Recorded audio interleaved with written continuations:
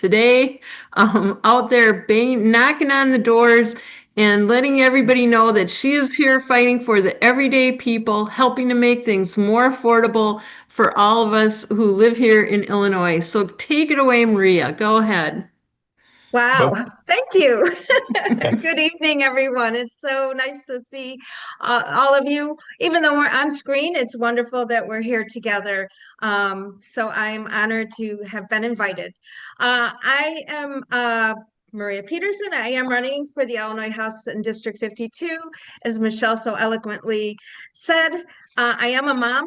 I'm a neighbor and I'm a passionate advocate for families in our district. I am running because I believe we need leaders who will fight our values with integrity, with a deep understanding of the challenges we face, and with an unwavering commitment to ethical public service. Here in Illinois, women are facing a silent crisis. Our mortality rate is a stain on our state, with Black women dying at a rate more than double than that of white women. 91% of these deaths are preventable. This isn't just a statistic, it's really a moral failure. As our speaker likes to say, our budget is a moral budget, but we have more to do still. At the same time, the rising cost of childcare, as we have just witnessed this in these last 2 weeks with Trump, is forcing women out of the workforce. And this persistent wage gap that continues to rob us of economic security. While we've made progress in protecting reproductive rights, we know those rights are under constant assault, and we still have work to do, such as the Living Will Act, and also these healthcare ministries that like to disguise themselves as healthcare insurance, but really they will deny coverage for any woman who's going for a legal abortion. And what's happening here is not just women's issues. I respect that we are here in a group focused on women, but these are really economic issues, because when you take half of the population out, women making 51% of the population, you are hitting the economy hard. And these become family issues where the underlying stress starts to build up, and this is where it leads up into domestic violence. And so I have spent my career fighting for our community. I've run for office before, as Michelle has mentioned, and I'm very experienced from all my events that I go to. I try to learn something new at each event I go to. And many of you know that I am not afraid of taking on the tough fights. I'm not afraid to fight, to stand up to power, even when it's hard, even when it's someone who wants to stick out their hand and say, talk to the hand. And it's like, no, I'm talking to you. And I am here now to listen to you, answer any questions you may have. And I want to hear the issues that are pressing for you as well. Thank you. Thank you. Okay. Do we have some questions for Maria Peterson? You can raise your hands, or do we have questions in the chat? Currently, nothing in the chat that I see as far as a question. Okay, can you tell us more about the Living Will Act, Maria? Yeah, so it's a little portion hidden within our Illinois Reproductive Health Care Act that wasn't really discussed or discovered until the woman in Georgia. So she's the case is known as the woman in Georgia, but if you recall that there was a African-American woman who was pregnant, she ended up going into a coma, and eventually the doctors declared her as brain dead, but the doctors didn't allow for the fetus to pass away with the mother's body. So they kept this woman's body alive through artificial means in order to save the fetus.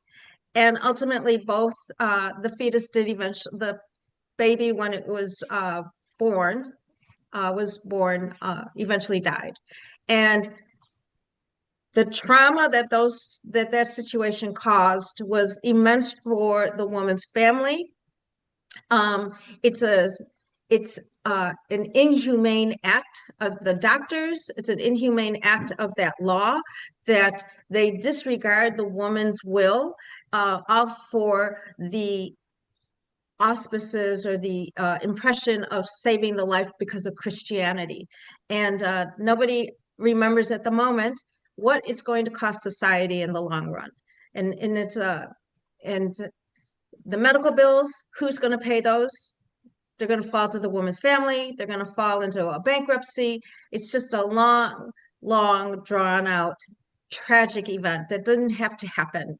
And so that's we need to amend that law so that we don't have that same situation happening here in Illinois, because it very well could, the way the law stands. Thank you. Thank you. That's really helpful, and that's good to know. Yeah, I heard about that case, and it was really really awful. Cecilia, go ahead. I see your hand. Yeah, so your district is pretty affluent, as I come to understand. Am I correct, pretty much? For the most part. District 52 is actually a really a hodgepodge of incomes. Okay. You know, you have, yes, you do have some of the one percenters living within District 52, no doubt. But you also have people that are barely making ends meet that depend on SNAP and depend Okay. on those child care grants. Well, my question is more, how will you measure your effectiveness? Like, how will you measure your effectiveness? What is your goal, and how will you measure how you affect your district after your Sure. first year? Well, I think how I will measure my effectiveness is in how I'm relating to the constituents. Yeah. So this would be my full-time job, just dedicating myself to the residents within District 52. And so if they can only meet with me at 7:30 at night, then I will meet with them at 7:30 at night. If they need to meet with me at 5 a.m. in the morning, I will meet with them at 5 a.m. in the morning, because I'm already up at 5 a.m. anyway. So I have no problem. That is a problem that we have had with our representation here in District 52 for the longest time, that our representatives, especially Mr. McLaughlin, is never available to talk to somebody in person, and much less does he want to talk to you on the telephone. So my effectiveness is meeting people one-on-one. I actually had a meeting a few years ago with my Mayor Steve Henley, who is a Republican mayor of Volo. But he gets reelected year after year after year, because when somebody calls him with an issue, he actually goes to their door and says, "You called me, let's talk." So Right. I have no obligations except to the constituents of my district. Thank you. Very good. There's another question, I think, in the chat. Yeah, I see Debbie. Go ahead. Your hand's up. You can unmute. Yes, that's why I put my hand up, because yes, there is a question in chat. This question is from Joyce. How can Illinois protect schools and special ed programs since the federal level has cut funding? Yeah, well, we certainly cannot depend on the federal government anymore like we used to, especially under the Trump administration. And even after we defeat him, we have a lot of work ahead of us that's going to take a long time to build. I always say it's easy to burn a house. It takes a long time to build it back. And so I think right now, some of the shortcut things that Illinois can do fiscally is cutting the corporate loopholes. You know, you may or may not have seen, but last week the numbers came out that Illinois revenue actually has maintained itself good. It's actually gone up. However, the receipts from corporate income tax has gone down. And that is because of the corporate loopholes. Ultimately, I would like, along with many other electeds, would like to see the fair tax amendment go through, because we cannot continue putting more taxes on individuals. especially that working families. You know, we already know that childcare is expensive, and now it's going to be even harder to obtain. Food is expensive. We know SNAP benefits are getting cut.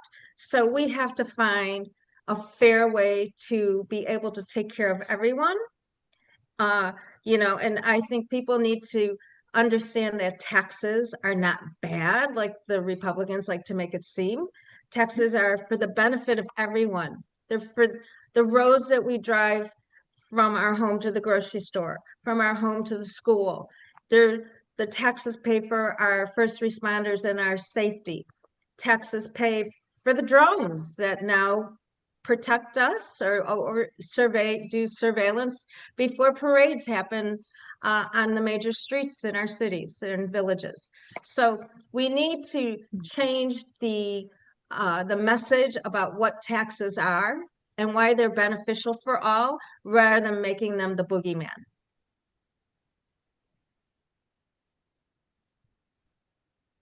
Okay, thank you. Any more questions for Maria Peterson?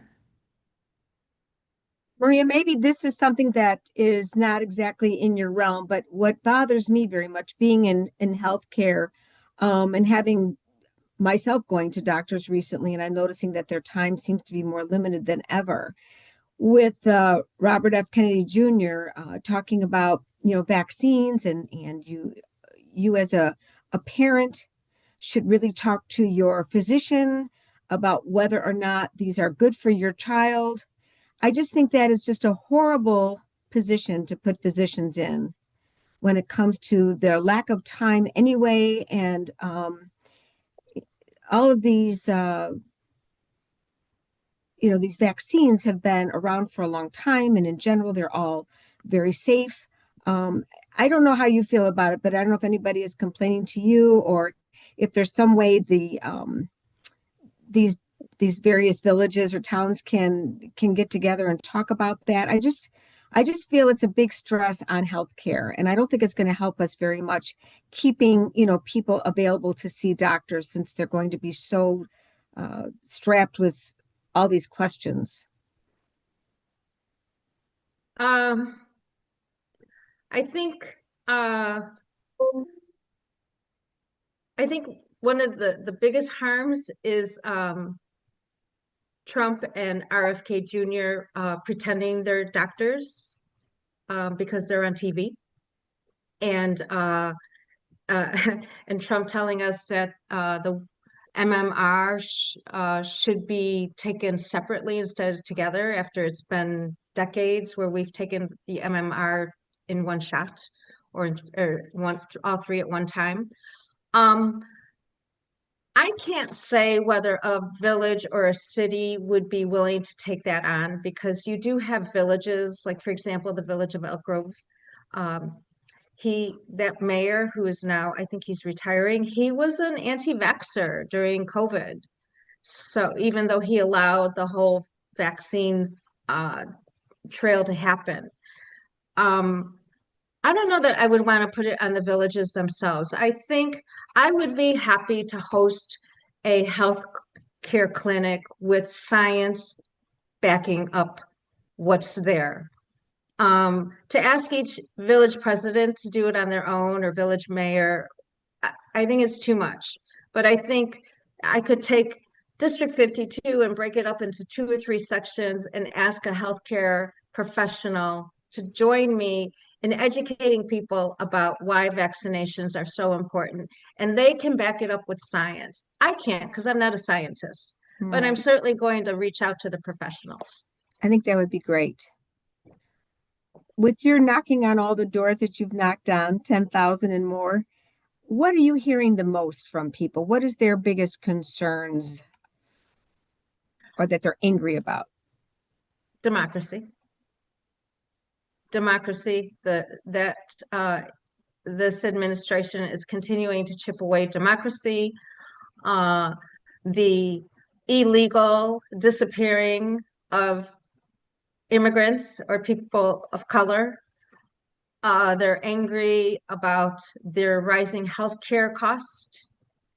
They're angry about that Trump didn't do anything about the cost of eggs. If anything, everything is more expensive at the grocery store. And people are generally concerned about the environment. They know that the environment is at risk, and we have to do all we can to make sure we have clean air and water. Thank you. Yeah. Yeah. Joyce has her hand up, just to let you know, and we have another question in chat after Joyce. Go ahead, Joyce. I just wanted to thank Maria for all she does. She's just a dogged campaigner. She's come very close and helped displace a minority leader. I just wanted to put a plug. She was in my parents' district, and she would come by and listen to what they had to say. And I just wanted to say thank you for your work on gun violence prevention and women's issues. I just want to say thank you. Thank you, Joyce. Go ahead, Debbie, with the. Will do. Okay, our question is from Amy, and she is inquiring, will you be sure to enter your candidate info at vote411.org? Oh, okay. Well, we will do that. My campaign manager is online here, so he will make a note of that too. But can you repeat what it is again for me? Sure, it's vote411.org, and that is the League of Women Voters Voting Guide website. Yes. That is on our list. We have these candidate questionnaires, to be honest with you all, they come in surges. Like there was a huge surge just before the holidays. There was a huge surge before Thanksgiving, and then another one between Thanksgiving and Christmas, and we're getting little surges now, and then the candidate interviews. So we're juggling everything, but we're doing it. That's good. That's good. Well, with that, I think Maria will close that section. We thank you so much for joining Stand with Women tonight. And Kathy, I will let you go ahead and introduce Yasmin